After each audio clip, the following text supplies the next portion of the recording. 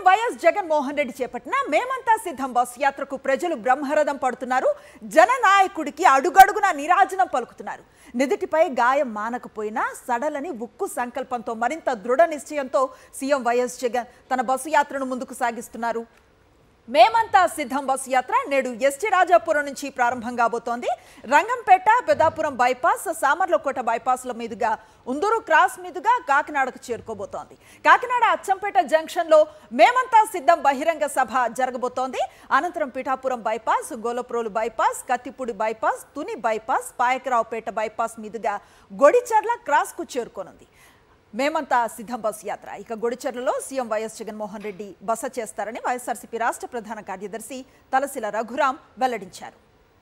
ఇక మేమంతా సిద్ధం 18వ రోజు బస్సు యాత్ర కాసేపట్లో ఎస్టీ రాజాపురం నుంచి ప్రారంభం కాబోతోంది. పూర్తి సమాచారాన్ని మా కరెస్పాండెంట్ వినాయక్ రావు అందిస్తారు.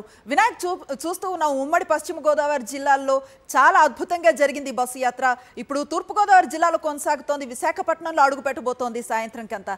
ఎట్లాంటి అప్డేట్స్ ఉన్నాయి? సాయంత్రం సభకు సంబంధించి ఎలాంటి సమాచారం ఉంది?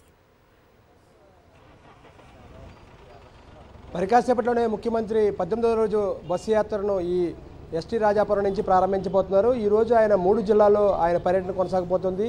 ఉమ్మడి పశ్చిమ గోదావరి జిల్లా ముగించుకుని నిన్న తూర్పుగోదావరి జిల్లాలో అడుగుపెట్టిన తర్వాత తూర్పుగోదావరి జిల్లాలో అపూర్వ స్వాగతం లభించిందని చెప్పుకోవచ్చు. నిన్న రాజమహేంద్రవరంలో నగరంలో ఉన్న రోడ్లన్నీ కూడా పూర్తిగా జనసంద్రంగా మారాయని చెప్పుకోవచ్చు. ఈరోజు ఆయన ఎస్టీ రాజాపురం అంటే అనపర్తి నియోజకవర్గంలోని ఎస్టీ రాజాపురం నుంచి మరి కాసేపట్లోనే ఆయన యాత్ర ప్రారంభం కాబోతుంది. ఆ తర్వాత ఇక్కడ నుంచి ఆయన కాకినాడ జిల్లాలోకి అడుగు పెట్టబోతున్నారు. కాకినాడ జిల్లాలో తన యాత్ర ముగించుకున్న తర్వాత ఈరోజు సాయంత్రానికి ఆయన అనకాపల్లి జిల్లాలోకి ప్రవేశించబోతున్నారు. మొత్తంగా చూస్తే కనుక ఈరోజు 7 నియోజకవర్గాల్లో ఆయన యాత్ర కొనసాగబోతుంది.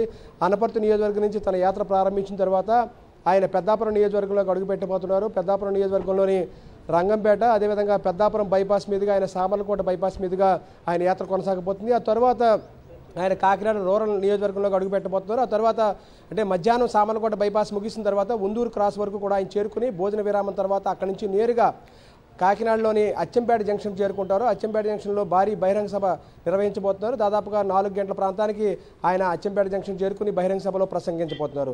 కాకినాడ రూరల్ ముగిసిన తర్వాత ఆయన పిఠాపురం బైపాస్ నియోజకవర్గంలో అంటే పిఠాపురం నియోజకవర్గంలో పిఠాపురం బైపాస్ మీదుగా ఆయన యాత్ర కొనసాగబోతోంది. పిఠాపురం బైపాస్, అదేవిధంగా గొల్లపురం బైపాస్ తర్వాత ఆయన ప్రతిపాడు నియోజకవర్గంలోకి అడుగుపెట్టబోతున్నారు. ఆ తర్వాత అక్కడి నుంచి మనం చూస్తే కనుక కత్తిపూడి బైపాస్ మీదుగా ఆయన అన్నవరం బైపాస్ మీదుగా ఆయన తుని నియోజకవర్గంలోకి అడుగు పెడతారు. తుని నియోజకవర్గంలో బైపాస్ నుంచి ఆయన అనకాపల్లి జిల్లాలోకి ప్రవేశించబోతున్నారు. ఆ తర్వాత పాకిరేపేట నియోజకవర్గంలో ఆయన బైపాస్ మీదుగా ఆయన గుడిచెర్ల రాత్రి బసకు చేరుకోబోతున్నారు. ఓవరాల్గా చూసుకుంటే కనుక గడిచిన 18 రోజులుగా మనం చూస్తే కనుక ఎక్కడికక్కడ ప్రజలు బ్రహ్మరథం పడుతున్నారు. ఎక్కడైతే ముఖ్యమంత్రి మీద హత్యా ప్రయత్నం జరిగిందో ఆ తర్వాత విజయవాడ నుంచి కూడా మనం చూస్తే కనుక అనూహ్య స్పందన లభిస్తుందని చెప్పుకోవచ్చు. ఎందుకంటే ముఖ్యమంత్రి వైఎస్ జగన్మోహన్ రెడ్డి ఆరోగ్య పరిస్థితిని తెలుసుకోవాలి. అదేవిధంగా ముఖ్యమంత్రి మీద జరిగిన హత్యా ప్రయత్నం తర్వాత ప్రజల్లో కూడా ఒక విధమైన భావన ఏర్పడింది. ఆయన నేరుగా చూసిన తర్వాత మాత్రమే సాంతన చేకూరుతున్న భావంతో ప్రజలందరూ కూడా నేరుగా ఆయన చూసేందుకు ప్రయత్నం చేస్తున్నారు. ఈ నేపథ్యంలోనే రాజమండ్రిలో భారీ ఎత్తున ప్రజలు రావడం జరిగింది. ఈరోజు కూడా కాకినాడ సభకు కాకినాడ జిల్లా నలుమూల నుంచి కూడా పెద్ద ఎత్తున తరలి వస్తున్న పరిస్థితి ఉందని చెప్పుకోవచ్చు. Anusri, right, thank you Vinayak. మరి కాసేపట్లో ఎస్టీ రాజాపురం నుంచి వైఎస్ జగన్మోహన్ రెడ్డి బస్సు యాత్ర మేమంతా సిద్ధం ఏదైతే ఉందో కాసేపట్లో ప్రారంభం కాబోతోంది.